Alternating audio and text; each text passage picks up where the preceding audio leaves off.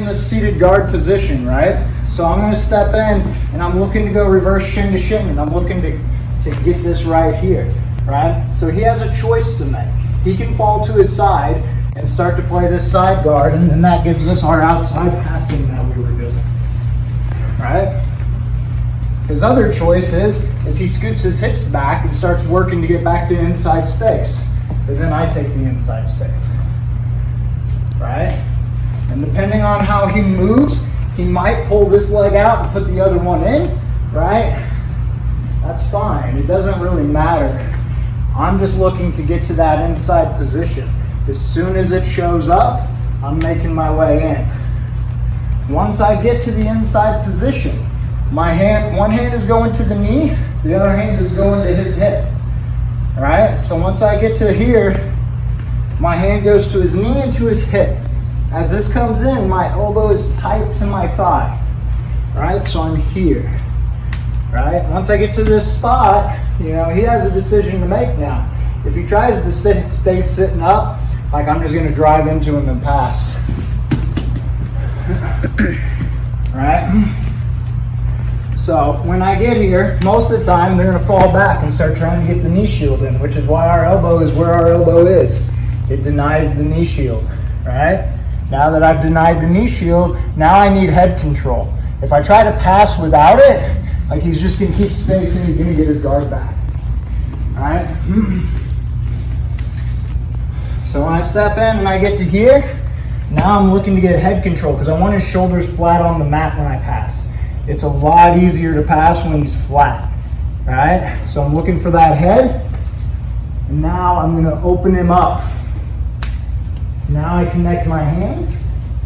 Now my outside leg shoots straight up under his elbow, and then I come to side control, and I already have my perfect side control, all right? So again, we're here, I step in, he's gonna figure out what he's gonna do, and I'm gonna take that inside space as he's messing around, right? Once I'm here, I'm just controlling this. As long as I keep his knee off of my hip, I can move forward. He gets his knee to my hip, I can no longer move forward, right? I have to do something else. So we're getting to here. Once I'm here, I'm staying low. I wanna get head control and chest to chest. Right? I'm still on his leg right now. I didn't pass, right? So if I had to, I could reverse. Now that gives me the space to bring this knee in and open his elbow up. And now we control, right? When I get here, if he has his frame, you're gonna take your head from his elbow to his wrist. If I need to, I'll cup his biceps so he can't follow me, and I slide my head, and I collapse his frame, and we control. All right, can you see that again? No? All right, let's grab our partner and play it. 3, 2, 1. We're just gonna add one little piece to this now, and this is as I mess up and I don't stay tight enough and he gets the knee shield in. And all we're gonna do is we're gonna move him a little bit to get rid of the knee shield, and then we're gonna come right back and hit the exact same pass, all right? So in this case, we start the same way. He makes the space, I pummel in. Notice when he makes the space and I pummel in, I'm not just standing up and trying to move my foot to the inside, like, right? Like, now I'm off balance, right? So when I'm here and he makes space, my hands are on his knees and I move to the inside. When my weight is in my hands, my feet can be quick and light. It also slows his legs down, makes it easier for me to pummel in. See where his left hand is? I don't care about that. My hand is still going to his hip and I'm falling down. If he wants to hang on to that, yeah, now his hand is trapped. All right, like, I don't care. He's gonna be messing with that while I'm finishing my pass. Right? He just trapped his own hand. Right? So don't worry about that if they grab your knee. I'm not concerned about that at all. Either hand, like, doesn't matter. Like, I'll just pinch it and I'll just try to get it out. If it's the other hand, right, we fall here and it's pinched. I'll wait till he clears it. That's a risk. Right? That is a risk. And then I'll get my control. God damn. Right? So, like, I don't care if he grabs my knee. Right? It's gonna feel weird with his hand stuck in behind your knee, but it's stuck. He just lost a limb to fight with because he trapped his own hand. All right, so cool. Makes things easier for me. All right, cool. All right, so now we're starting the same way. I get here, I pummel in, we sit here. This time he manages to get the knee in.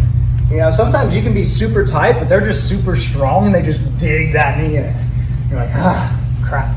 Okay, right? So what I'm gonna do is, I haven't put my knee on the mat yet, right? If you're putting your knee on the mat when you get to this position, now you're committed, right? I wanna be here.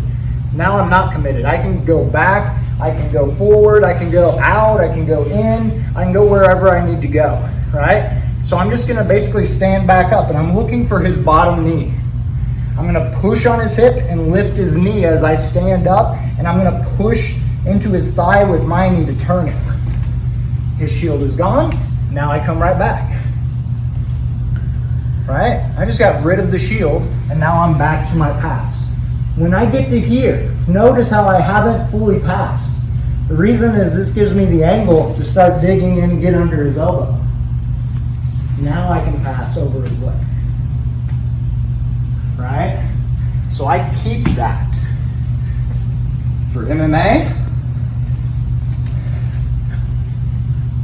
right? I'm out punching you open up, now I can pass. Now I've got all that trapped. Right? So, you know, so we're not fully passing. I have him pinned. I don't need to be in a hurry. Right? So we can take our time once we get there. This first part has to be a little quick, right? When I'm playing here and he pummels, right? Well, now I can slow down. Right? He gets his knee shield in, like, oh. Right? I just flip it, kill it, come right back. Now I'm digging, open him up, come under the elbow, we pass. Right? And I come in, just get in the habit of blocking the shield. Right? Don't let him come in the first time, because if you get in the habit of letting the shield in, you're going to let the shield in when you do it for real. Right? So from the very start, I'm blocking this the first time, then I'm going to let him get the shield, then I'm going to flip and take it back. Right? But I want you, every time you step in, getting in the habit of being here. I don't want you to get lazy and let them do this, because I don't want to have to take that extra step. Right? Because anytime I have to take an extra step, it gives him a chance to get back in the game. Right? I don't want him back in the game. I want to keep moving forward. So, you know, when you first step in, we come here and we pummel in, like I'm blocking it. Then let it come in. Then practice your flip. Then pass. Right? Let's do it for a couple more minutes. 3, 2, 1. Trying to get under his elbow as I come up is to kill his frame, but the other reason is to separate his arms so I can start attacking. Right? So if I can separate and get under there, we're going to work to start pinning that near side arm so we can start attacking the far side arm. Right? So we're going to start the same way. I'm going to come in, he's going to pummel, I'm going to come in, he's going to get the shield. I'm going to flip him, come in, kill the shield. Right? Now, to get my control. Right? Don't be in a hurry to pass yet. I want to open him up. Now my knee comes in, opens this up. Now I have that arm trapped. Right? So from here, depending on where he puts this arm is going to depend on where I go. Right now it's up in my hip. Right? So in that case, I'm going to reach around. I'm going to grab into his armpit. Now I go wall flush, blocking his hip. And now I'm going to start coming around.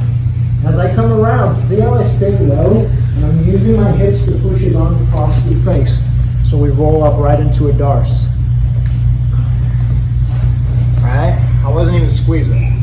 And I knew he was not So the gates, I was like, it didn't hurt, so I almost didn't tap. I needed to. Right? So we're just going to roll this right into a Darc'e situation because his arm's up high. If his arm were to be on the mat when I come underneath it, if I get here and he's just kind of lazy with it, then I'm going to come over the top of the staple. And now I'm going to start attacking this arm. Most of the time, they're going to have it up high. Right? I come in, I get here, he's going to be there because he's going to try to keep driving that elbow back in front of my hip. Right? As he's doing that, I reach over and I reach under. You can grab your own thigh if you need to, but I just try to keep pushing super deep so my arm is tight against his neck. Right? Now I go wall flush. I stay down and heavy. I walk my hips around and I use my hip to push his arm down across his face, and we roll him up into the Darc'e. And we finish. Make sense? Alright, so let's add that part in. 3, 2, 1. Reps, you can pair up and keep going, right? But I want to show some more, yes? So when you're circling out, are you circling out like completely flat, like just using your feet to circle out? Just side control. Right, so when I get to here and I have my wall flex, right? I'm dropping my hips back. I start to circle and then I use my knee and my hip to push it That's how he pushes it down. Now I drop my knee and I roll. I turn the corner. Right? Yep. So I shoot it under, I'm blocking, I drop, I circle, I step up, and I turn the corner. Right? So, and that's how I can use my leg to push the arm in position. That allows my right hand to still check his hip. So if he's trying to turn back into me to stop me from turning him, I can block that as I continue to circle. Right? Cool. Yeah, that's the trickiest part of that. A little wind up. Yeah, as you come around for that, can't crush your Darc'e. Right? Cool. Any other questions? That's the name of the setup, Can Crusher. What's that? That's the setup. If you do it like that's called Can Crusher. Yeah, that's the Can Crusher from whichever warm up we used to do that had that. Like Darc'e is the finish, but the whole setup is Can Crusher. Mhm. I didn't know that's cool. Yeah. It's actually my favorite Darc'e. Yeah, it's a good one. So, yeah, and if you were here last week when we were hitting the wind up, when you wind them up, you can take your bottom hand and shoot it under, and you can go to a Darc'e as well. It's the same choke, right? It's from a different setup. So, anytime their arm is across, like I just got to shoot my arm under, and I can hit a Darc'e, right? Or if I switch my arms, hit an anaconda. Just depends on which arm you're shooting in. But cool. All right, so now we're gonna deal with. I tried to flip this guy, to kill the knee shield, but he's just able to keep just bringing that knee in, and I'm not able to keep it killed and pass, right? And this will happen. There's guys out there that have really strong hip flexors, and they'll just drive that knee back in, and they'll just keep doing it. Like I wish Kyle was here because he does this crap and it drives me nuts. But it's good because then you have to learn how to deal with it. Right, so in that case, we're going to end up flipping him almost completely to the other side and go to a position we call the DMs or headquarters.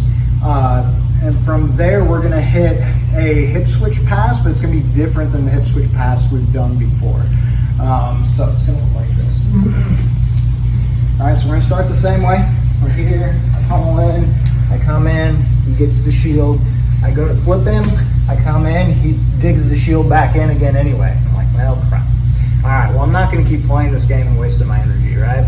So now I'm going to flip him to the other side. So as I do, I flip, and instead of just stopping here, I come across, and now I'm going to sit just like a catcher, right? I'm not putting pressure down. I want to be here because I'm going to need to lift my hips in a moment. I'm also, all my weight is in my butt, which is on the top of his ankle. His ankle is to his butt. Right now, he can't lift me with that foot. All right? If he was here, now he can lift me. But when his foot is to his butt, he's not lifting me. Right? So, I'm just settling right in here. Once I get here, right, I'm gonna look to pin his knee, and this hand is going to the outside of this leg. Right? I'm going right here. This elbow is going to be checking this hip. Right? When I go here, my head is going down, my hips are going up. When I do this, I have to go all the way. If I stop somewhere in the middle, he's got leverage to now sweep me. So I'm either all the way down or I'm all the way up. Now he can't sweep me. Like, he can try that butterfly, he has no leverage to do so. Right? Once I'm here, this knee is coming in right under his knee and turning to make his foot point that way. Then I just kick this leg back and I go to the leg drag. Right? we're here, he steps back, we pummel in, we sit here, he gets his knee shield, I try to flip it, he fights the shield back in, right? So I'm coming across and I'm settling right on his foot, right? This hand goes to the mat right next to his hip, not out here, right in here tight. This hand goes to, right below his knee to his hip to push this down. My hips go high, right? The way I want this is I want his foot pointed that way. Because now when I lift my leg, I just have to lift it this high to kill it. If his foot is pointed to the ceiling, if he straightens his leg as I go to kick back, like, look how high I gotta go to clear his leg, right? But if his foot is pointed this way, I only have to go as high as his knee. Make sense? Right? So when I get here and I settle into this spot, I'm getting my controls, that turns his hips, I come up, I turn it more. See how I pinch right on his lower leg, kick back, we go to the leg drag, right to our position here, right? The reason I'm settling here, can you guess, anyone? What don't I have yet? Upper body control. Upper body control. So I'm gonna pin his hips while I look for upper body control. I'm not gonna fully pass right away because I don't have any controls. Right? So that's why we're going to the leg drag. Because now from here, he's got some different options of what he's gonna be trying to do, and I'm gonna start looking for my upper body controls. Right? Don't worry about that right now. Let's just get to the leg drag. Need to see it again? Did you go full speed once? Yeah.